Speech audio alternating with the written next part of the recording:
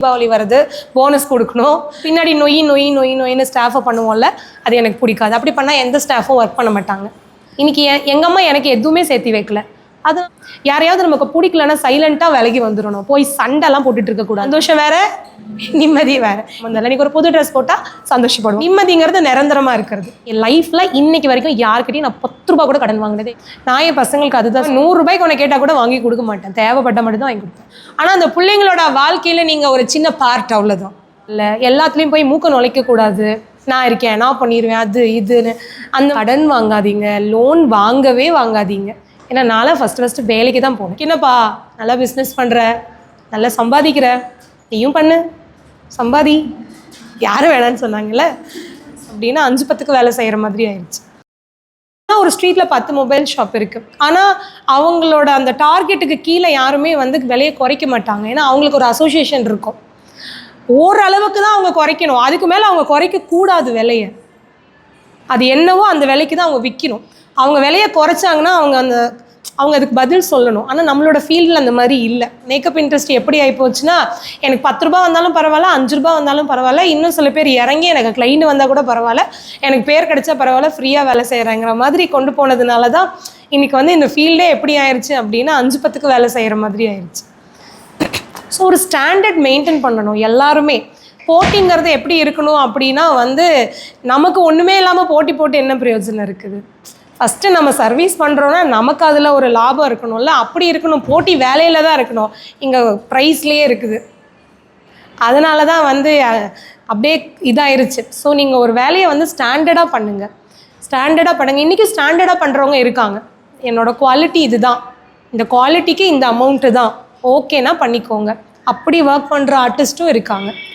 சில பேர் இறங்கி எனக்கு எதுவுமே இல்லைனாலும் பரவாயில்ல போ, அதில் குவாலிட்டியும் கொடுக்க முடியாது. இன்னொன்று பண்ணுறவங்களுக்கு என்ன அதில் லாபம் இருக்குது? ஒன்றுமே இல்லை. ஓகேவா? ஸோ நீங்கள் ஒரு சர்வீஸ் பண்ணுறீங்கன்னா ஒரு குவாலிட்டியை மெயின்டைன் பண்ணுங்கள். உங்களுக்கு ஒரு பிராண்டை க்ரியேட் பண்ணுங்கள். நீங்கள் ஒரு லெவலுக்கு கீழே இறங்கி போகாதீங்க. பட் சொல்லி தப்பு இல்லை, எல்லாரும் அப்படி இருக்கும்போது நம்மளும் அதுக்கு தள்ளப்படுறோம் இல்லையா? எல்லோரும் ஒரு லெவலுக்கு போயிட்டு இருக்கும்போது நான் இப்படியே உட்காந்துட்டு இருந்தேன்னா எனக்கு ஆர்டர் வர்றதில்லை. ஸோ அப்போ என்ன ஆயிடுது, குவாலிட்டியை மெயின்டைன் பண்ணணும்னு நினைக்கிறவங்க கூட இறங்கி வேலை செய்கிற மாதிரியான ஒரு சூழ்நிலை அது மாறணும். ஒரு நல்ல ஒரு அசோசியேஷன் க்ரியேட் பண்ணணும், இந்த மேக்கப் ஃபீல்டுக்கு க்ரியேட் பண்ணி ஒரு ஸ்டாண்டர்டாக ஒரு ரேட் வைக்கணும். அதுக்கு கீழே யாரும் குறைக்கக்கூடாது அப்படின்னு. ஏன்னா தேவைகள் நிறைய இருக்குது. பட் நம்மளே போட்டி போட்டுட்டு ரேட்டெல்லாம் குறைக்கிறதுனால வந்து என்ன ஆகுது, யாருக்குமே பிஸ்னஸ் இருக்கிறது இல்லை, யாருக்குமே லாபம் இருக்கிறது இல்லை. பிஸ்னஸே இருந்தால் கூட ப்ராஃபிட் இல்லைங்கிற மாதிரி ஆயிடுச்சு. ஓகேவா? ஸோ அதனால் நாளைக்கு என்ன பண்ணணும், நாளைக்கு அது நாளைக்கு வந்ததுக்கப்புறம் அவங்க யோசிச்சா போதும். அதுவே நம்ம அப்படி கிடையாது. ஸோ நம்ம நாளைக்கு என்ன பண்ணுறது, நாளைக்கு கழிச்சு என்ன பண்ணுறது, இன்றைக்கி என்ன பண்ணுறது, சாயங்காலம் என்ன பண்ணுறது, இந்த கம்ப்ளைண்ட்டு இது எப்படி சரி பண்ணுறது, இந்த ஸ்டூடெண்ட் இந்த ப்ராப்ளம் இது எப்படி சரி பண்ணுறது, நெக்ஸ்ட் என்ன பண்ணுறது, ரெண்ட் எப்படி கொடுக்கறது, சேலரி எப்படி கொடுக்கறது, தீபாவளி வருது, போனஸ் கொடுக்கணும், இந்த மாதிரி நம்ம மைண்டுக்குள்ளே அது ஓடிக்கிட்டே இருக்கும். ஸோ எல்லோரும் சொல்கிறாங்களே பிஸ்னஸ் பண்ணால் நல்லா சம்பாதிக்கலாம். கண்டிப்பாக பிஸ்னஸ் பண்ணுறவங்க நல்லா சம்பாதிக்கலாம், அதில் டவுட்டே கிடையாது. நம்ம ஒரு இடத்துல ஒர்க் பண்ணுறத விட பிஸ்னஸ் பண்ணிங்கன்னா நல்லா சம்பாதிக்கலாம். ஆனால் ஏன் எல்லாருமே பிஸ்னஸ் பண்ணாமல் சில பேர் மட்டும்தான் பிஸ்னஸ்குள்ளே போகிறாங்க, நிறைய பேர் இன்றைக்கி வேலை தான் செய்கிறாங்க? காரணம் வந்து அவங்களுக்கு பிஸ்னஸ் பண்ண தெரியாமல் இல்லை, அந்த ரெஸ்பான்சிபிலிட்டி எடுத்துக்கிறதுக்கு அவங்க ரெடியாக இல்லை. எனக்கு போனேன்னா 30 நாள் வேலை செஞ்சேனா, 1ஆம் தேதி 5ஆம் தேதிக்குள்ளே சம்பளம் வாங்கினேனா, வந்தேனா, என்னோடய கமிட்மெண்ட்டை பார்த்தேனா, திருப்பி வேலைக்கு போனேனா, சாயங்காலம் வேலை முடிச்சுட்டு வந்து நிம்மதியாக வீட்டில் இருந்தேனா, அதுதான் நிறைய பேர் விரும்புகிறாங்க. அதனால தான் அவங்களுக்கு தெரியுது, அவங்களுக்கு வந்து சம்பளம்னா அதுக்கு ஒரு லிமிட் இருக்குது. பட் ஓகே அவங்களுக்கு. ஸோ யார் அந்த ரிஸ்க் எடுக்க ரெடியாக இருக்காங்களோ, 24 ஹவர்ஸும் யோசிக்கிறதுக்கு, வேலை செய்கிறதுக்கு, ரிஸ்க் எடுக்கிறதுக்கு, நஷ்டமானாலும் அதை மேனேஜ் பண்ணுறதுக்கு ரெடியாக இருக்காங்களோ அவங்க மட்டும்தான் பிஸ்னஸ்குள்ளே வர எல்லாரும் சக்ஸஸ் ஆகிறது இல்லை. காரணம் என்னென்னா டிசிப்ளின், ஒர்க் டிசிப்ளின் வேணும். பிஸ்னஸில் ரொம்ப ரொம்ப ரொம்ப நமக்கு டைம் மேனேஜ்மெண்ட்டு, ஒர்க் டிசிப்ளின்னு. நமக்கு சில வேலை தொடர்ந்து பண்ணும்போது ஒரு கட்டத்தில் போர் அடிக்கும் இல்லையா? ஆனால் பிஸ்னஸில் போரே அடித்தாலும் அதை விடக்கூடாது. அப்பயும் அந்த வேலையை நம்ம செய்யணும்.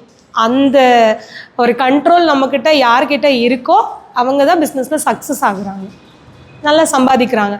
பட் மற்றவங்களாம் அவங்கள பார்த்து என்ன சொல்கிறாங்க, உனக்கு என்னப்பா நல்லா பிஸ்னஸ் பண்ணுற, நல்லா சம்பாதிக்கிற, நீயும் பண்ணு சம்பாதி, யாரும் வேணான்னு சொன்னாங்கல்ல. ஸோ அவங்களுக்கு அந்த எஃபோர்ட் போடுறதுக்கு அங்கே ரெடியாக இல்லை. ஸோ நீங்கள் யாரெல்லாம் எஃபோர்ட் போடுறதுக்கு ரெடியாக இருக்கீங்களோ கண்டிப்பாக உங்களால் நல்லா சம்பாதிக்க முடியும். என்ன இருக்கோ அதை வச்சு பண்ணுங்கள். இல்லை ஒரு வருஷம் வேலைக்கு போங்க, சம்பாதிங்க, தப்பே கிடையாது. நான் ஒரு மேக்கப் ஆர்டிஸ்ட் கோர்ஸ் முடிச்சுட்டு நான் வேலைக்கு போகிறதா அப்படின்னு யோசிச்சிங்கன்னா ஒன்றுமே பண்ண முடியாது. ஏன்னா நான்லாம் ஃபஸ்ட்டு வேலைக்கு தான் போனேன். எடுத்தோன்னேலாம் பிஸ்னஸ்லாம் ஸ்டார்ட் பண்ணலாம். ஏன்னா பிஸ்னஸ் ஸ்டார்ட் பண்ணுறதுக்குலாம் காசு கிடையாது. எனக்கு கடன் வாங்குறது சுத்தமாக பிடிக்காது. என் லைஃப்பில் இன்றைக்கி வரைக்கும் யார்கிட்டையும் நான் 10 ரூபா கூட கடன் வாங்கினதே இல்லை, எந்த சூழ்நிலையிலையும். இப்போ இன்றைக்கி நான் ஒரு பிஸ்னஸ் பண்ணுறேன், சம்பாதிக்கிறேன், எனக்கு காசு இருக்குது. பட் காசே இல்லாத போது கூட 100 ரூபா இருக்கா, 100 ரூபா வச்சு என்ன பண்ணணும், 10 ரூபா இருக்கா, எதுவுமே இல்லைனாலும் பரவாயில்ல, அதை வச்சு என்ன பண்ணணுமோ அதை பண்ணுவேன். கடன் வாங்கக்கூடாதுங்கிறத ஒரு பாலிசியாக வச்சுருக்கேன் நான். எங்கள் வீட்லேயும் யாரையும் கடன் வாங்க விட மாட்டேன், நானும் கடன் வாங்க மாட்டேன். நான் கடன் முடிஞ்ச வரைக்கும் கொடுக்கறதும் இல்லை. யாருக்காவது பண்ணணுன்னா ஹெல்ப்பாக பண்ணுவேன். ஏன்னா எனக்கு தெரியும் அது ரிட்டன் வராதுன்னு தெரியும். ஒரு 3000 கிடச்சா ஓகே, எனக்கு எக்ஸ்ட்ரா ஒரு 5000 கிடச்சா ஓகே தான். அது பார்ட் டைம் ஜாப். 6 மணிக்கு முடிச்சதுக்கப்புறம் நான் இன்னும் 2 மணி நேரம் எக்ஸ்ட்ரா வேலை செஞ்சேன். பட் நீங்கள் ஒரு பிஸ்னஸையே பார்ட் டைமாக பண்ணணும்னு நினச்சிங்கன்னா அதில் நீங்கள் சக்ஸஸ் ஆகிறது ரொம்ப கஷ்டம். ஃபுல் டைம் ஜாப்பாக தான் இது நீங்கள் பண்ணணும். டெய்லியும் ஏதாவது ஒரு எஃபோர்ட் போட்டுக்கிட்டே இருக்கணும். கையில் கொஞ்சம் காசு வச்சுக்கோங்க. ஸ்டார்டிங் ஒரு இன்வெஸ்ட்மெண்ட்டுக்கு கொஞ்சம் ஷூட்ஸ் எடுக்கிறது, ப்ராடக்ட் வாங்குறது. அகலக்கால் வைக்காதீங்க, கடன் வாங்காதீங்க, லோன் வாங்காதீங்க. ஒர்க் எப்பயுமே காம்ப்ரமைஸ் பண்ணிக்காமல் குவாலிட்டியை, நீங்கள் எந்த தொழில் பண்ணாலும் சரி, நீங்கள் மேக்கப் கற்றுருக்கீங்க, நாளைக்கு ஃப்யூச்சரில் இன்னொரு வேலை நீங்கள் இதோட ஆட் பண்ணலாம், இன்னொரு சர்வீஸ் ஆட் பண்ணலாம், இன்னொரு சேல்ஸ் நீங்கள் ஆட் பண்ணலாம். எதை பண்ணினாலும் உங்களோட பொருள் கஸ்டமருக்கு தேவையானதாக இருக்கணும். அது உங்ககிட்ட மட்டும் கிடைக்கிறதா இருக்கணும். அது உங்ககிட்ட கிடச்சா தான் ஸ்பெஷலாக இருக்கணும். இன்றைக்கி என்ன மாதிரி நிறைய பேர் கிளாஸ் எடுக்கிறாங்க. ஏன் என்ன தேடி வராங்கன்னா அந்த சர்வீஸ் என்கிட்ட பெஸ்ட்டாக அவங்களுக்கு இருக்குது. ஸோ இவங்ககிட்ட போனால் நம்ம எப்படியாவது இன்னும் கொஞ்சம் நல்லா குவாலிட்டியாக கற்றுக்கலான்னு வராங்க. அந்த மாதிரி உங்கள் கிளைண்ட்டை நீங்கள் நினைக்க வைக்கணும். எவ்வளோ காம்படிஷன் இருந்தாலும் கிளைண்ட் அப்படி நினைக்க வச்சிங்கன்னா கண்டிப்பாக உங்களோட தொழில் எப்பயுமே நல்லபடியாக நடக்கும். அதே மாதிரி யாருமே என் தொழிலை நான் இந்த நிலைமையில் கொண்டு போய் நிறுத்திட்டேன், அவ்வளோதான், நான் இதுக்கு மேலே ரெஸ்ட் எடுத்துக்கிட்டாலும் என் தொழில் நடந்துகிட்டே இருக்கும்னா கண்டிப்பாக நடந்துகிட்டு இருக்காது.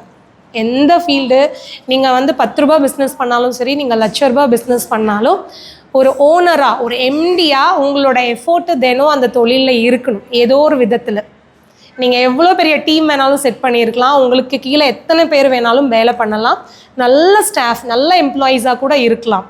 பட் உங்களோட அட்டென்ஷன் அங்கே இல்லை அப்படின்னா உங்களோட தொழில் வளராது. ஸோ நீங்கள் மானிட்டர் பண்ணிக்கிட்டே இருக்கணும். உங்களோட எம்ப்ளாயீஸ் கரெக்டாக ஒர்க் பண்ணுறாங்களா, உங்களோட டீம் கரெக்டாக ஒர்க் பண்ணிகிட்ருக்காங்களா, உங்களுக்கு கீழே இருக்கிறவங்கெல்லாம் கரெக்டாக நீங்கள் என்ன ரூல்ஸ் பண்ணியிருக்கீங்களோ அதுபடி தான் நடந்துட்டு இருக்கா, கிளைண்ட் எல்லாம் சாட்டிஸ்ஃபைடு ஆகுறாங்களா. ஸோ இப்போ உங்களெல்லாம் நான் நேரடியாக பார்க்குறேன். இப்போ டெய்லரிங் ஆரிக்கு வேறு டீச்சர்ஸ் இருக்காங்க. பட் எவ்ரி மந்த் குரூப்பில் என்னோடய நம்பர் போட்டுருவோம். அவங்களோட கிளாஸோட குரூப்பில் நம்பர் போட்டுட்டு உங்களுக்கு ஏதாவது கம்ப்ளைண்ட் இருந்தால் இது மேமோட நம்பர், நீங்கள் வாட்ஸ்அப் பண்ணுங்கன்னு சொல்லிவிட்டு என்னோடய ஸ்டாஃப் போட சொல்லிடுவேன். ஸோ எல்லா ஃபீட்பேக்கும் எனக்கு வரும், அதில் கம்ப்ளைண்ட்டும் வரும். அப்போ கம்ப்ளைண்ட் வந்துச்சுன்னா அதை சரி பண்ணுவோம். இப்போ அது மற்றவங்க எடுக்கிறாங்கனாலும் நான் அதை மானிட்டர் பண்ணுறேன். அப்போ என்னோடய ஸ்டாஃப் என்ன பண்ணுவாங்க, அந்த கம்ப்ளைண்ட் வராமல் பண்ணுவாங்க. ஐயோ கம்ப்ளைண்ட் பண்ணால் மேம் கூப்பிட்டு கேட்பாங்க. அப்போ நம்ம கிளாஸ் எடுக்கும்போதே ஸ்டூடெண்ட்டை கரெக்டாக மேனேஜ் பண்ணணும் அப்படிங்கிறது. ஸோ எங்கிட்ட கிட்டத்தட்ட ஒரு 15 ஸ்டாஃப் ஒர்க் பண்ணுறாங்க. ஸோ அவ்வளோ பெரிய நான் தினம் மானிட்டர் பண்ணுறேன், ஒர்க் கொடுக்குறேன். நல்ல ஸ்டாஃபாக எனக்கு இருக்காங்க, இல்லைன்னா இங்கே இருக்க மாட்டாங்க. ஸோ ஃபில்ட்ரு பண்ணி தான் நாங்கள் ஸ்டாஃப்ஸ் வைக்கிறோம். ஒர்க் பண்ணணும், க்ரியேட்டிவாக ஒர்க் பண்ணணும், அவங்களோட தான் நினச்சி பண்ணணும். இப்போ நான் போய் எல்லா கிளாஸ்லேயும் தலையிடவே மாட்டேன். நொய் மானிட்டர் பண்ணுறதுனா போய் அங்கே உட்காந்துட்டு அவங்க என்ன பண்ணுறாங்க, இங்கே உட்காந்து பின்னாடி நொயின்னு ஸ்டாஃபை பண்ணுவோம்ல, அது எனக்கு பிடிக்காது. அப்படி பண்ணால் எந்த ஸ்டாஃபும் ஒர்க் பண்ண மாட்டாங்க. ஸோ அவங்களுக்கு உண்டான ஃப்ரீடம் அங்கே இருக்கணும். பட் அவங்களோட பொறுப்பு அவங்களுக்கு புரிய வைக்கணும். இது உங்களோட ரெஸ்பான்சிபிலிட்டி, இந்த ரெஸ்பான்சிபிலிட்டி உங்களோடது, இதை நீங்கள் பண்ணிடணும். பண்ணலைன்னா நீங்கள் எனக்கு ஆன்சர் பண்ணணும். இப்போ என் ஸ்டாஃப் முடிஞ்ச வரைக்கும் அந்த ஆன்சர் பண்ணாமல் இருக்கிறதுக்கு என்ன பண்ணணுமோ அது பண்ணுவாங்க. அவங்க தினம் போய் நொயின்னு பண்ண மாட்டேன். அது ஒன்று இருக்குது, நிறைய பேர் பண்ணுற தப்பு அது. ஸோ நீங்களும் உங்களுக்கு கீழே ஒரு ஆள் போடுறீங்கன்னா அவங்கள கரெக்டாக மானிட்டர் பண்ணணும். அவங்களுக்கு புரிய வச்சிடணும் அவங்களோட வேலை இதுதான். அவங்க டீம் நீங்கள் செட் பண்ணுறீங்கன்னா டீமை போயிட்டு தினம் டார்ச்சர் பண்ணக்கூடாது. டீமுக்கு புரிய வச்சிடணும், இந்த வேலை பண்ணிட்டு தான் நீ போகணும் வீட்டுக்கு. இப்போ பத்மா இருக்காங்க, நேற்று என்ன பண்ண, நேற்று 2 நாள் நீ வீடியோ எடுத்துடணும், அது உன்னோட வேலை. நீ அதை 5 மணிக்குள்ளே எடுத்தாலும் சரி, நீ 8 மணி வரைக்கும் எடுத்தாலும் சரி, உன்னோட வேலை என்னது, அதை எடுத்துகிட்டு எனக்கு போயிடணும். அவங்க எடுத்து கொடுத்துட்றாங்க. ஓகேவா? அந்த ரெஸ்பான்சிபிலிட்டி அவங்களோட அன்றைக்கி. ஏன்னா தினம் அவங்களுக்கு லேட் ஆகாது. பட் ஒரு மாதத்தில் 2 நாள் வேலை இருந்துச்சுனாலும் அது ஒரு வயசு வர வர வர நம்மளே மாறிக்கணும். யாரும் நம்மளை மாற்றுவாங்க, ஏன்னா யாருமே மாற்றுறதுக்கு இல்லை, அதனால தான் நான் வீணாக போயிட்டேன்னு யாராவது சொன்னாங்கன்னா அது பொய் தானே. யாரை மாற்றணும்? இல்லை யாராவது நம்மளை மாற்ற முடியுமா? மாற்ற முடியும்? கண்டிப்பாக முடியாது. நம்மளை ஏதாவது சரி பண்ணிக்கணும்னா நம்ம தான் மாறிக்கணும்.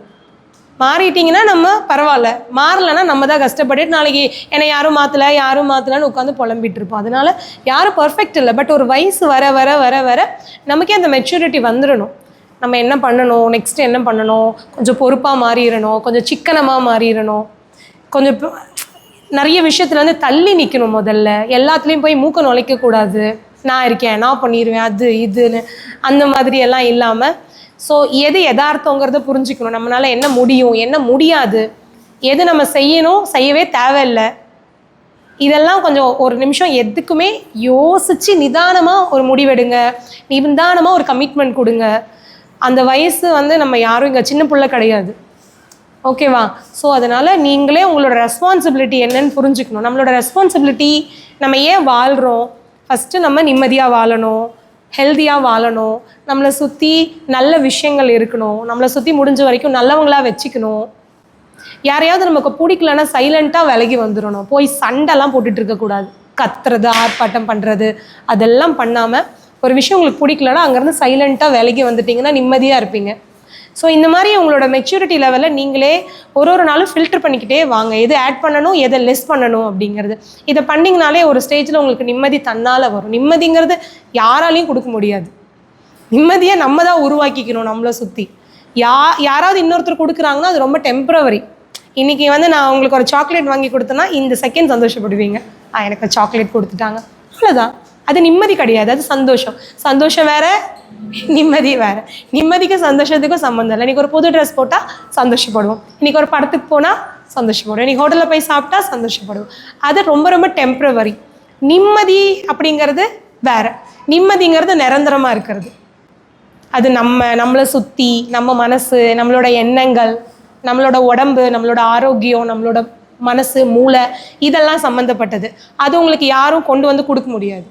அதை நீங்கள் உருவாக்கிக்கணும். உங்களை சுற்றி நீங்கள் நிம்மதியாக இருக்கிறதுக்கு எதெல்லாம் பண்ணால் நீங்கள் நிம்மதியாக இருப்பீங்கன்னு உங்களுக்கு தோணுதோ அதை மட்டும் பண்ணுங்க. அவ்வளோதான், சிம்பிள். உங்கள் நிம்மதியை கெடுக்கிறது எதையுமே பண்ணாதீங்க. உங்கள் நிம்மதி கெடுக்கிறது எதையுமே பக்கத்தில் வச்சுக்காதீங்க. கரெக்டா? இதெல்லாம் வீட்டு போகிறேன்.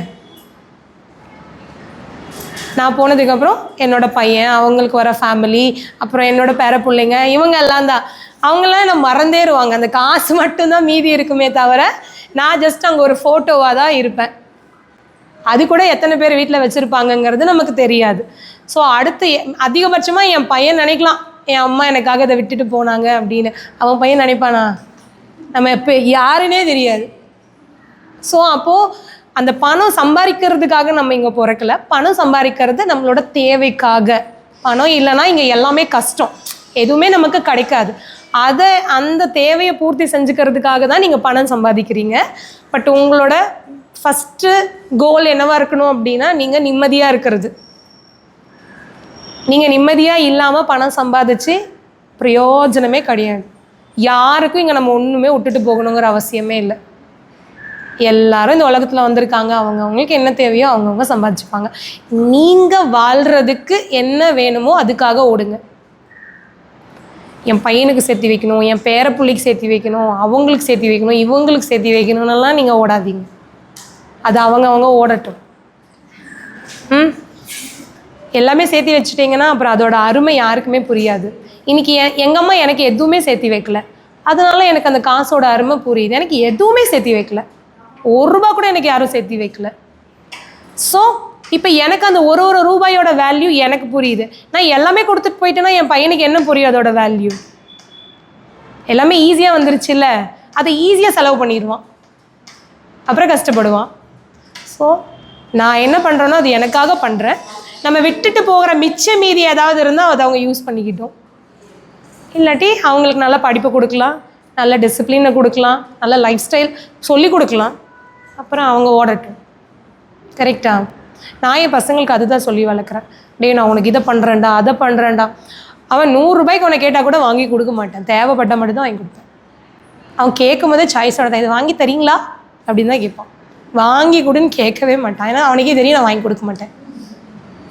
2 பேருமே அவங்களுக்கே தெரியும், கொடுத்தா சந்தோஷம், இல்லாட்டி ஓடி அவ்வளோதான். இதை வாங்கி தரீங்களா எனக்கு அப்படி தான் கேட்பாங்க. வாங்கி கொடுன்னு கேட்க மாட்டாங்க. ஏன்னா நான் அப்படி பழக்கப்படுத்தலை.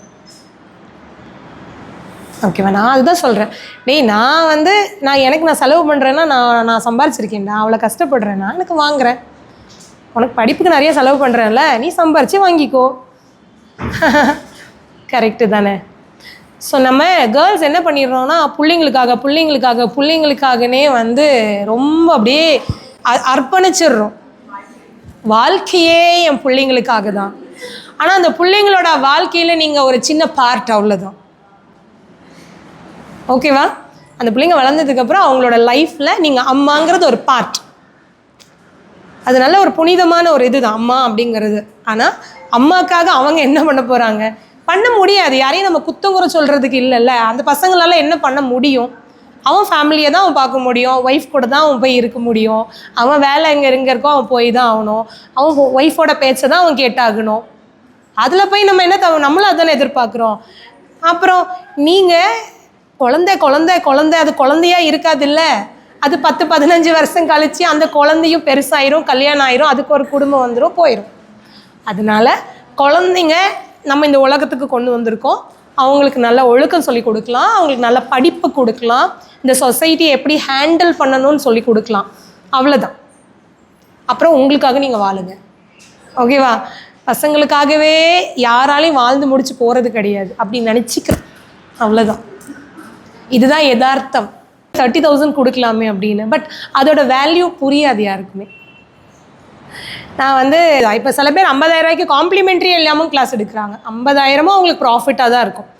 முடியாது. ஸோ எனக்கு அப்புறந்தே தான் ஃபீஸ் இதே தான். காம்ப்ளிமெண்ட்ரி கொடுக்காத போதும் அதே தான், அப்போ கொடுக்குற போதும் அதே தான். எல்லாத்தையும் என்னால் 100% சாட்டிஸ்ஃபைட் பண்ண முடியுமான்னு அது எனக்கு தெரியாது. யாராலையும் அது பண்ண முடியாது. பட் எனக்கு தெரிஞ்சு நடந்துக்கணும் அப்படிங்கிறது என்னோட தொழில் தர்மம். அது இந்த கிளாஸுன்னு இல்லை, எல்லா கிளாஸும். இப்போ எங்களோட டெய்லரிங் ஆரியெல்லாம் கூட ஸ்டூடெண்ட் நாளைக்கு 5 hours 7 hours up and down travel பண்ணி வராங்க. ஸ்டாஃபையே எப்படி ட்ரெயின் பண்ணியிருக்கோன்னா ஒர்க்கில் ரொம்ப ஃபோக்கஸ் பண்ணணும்.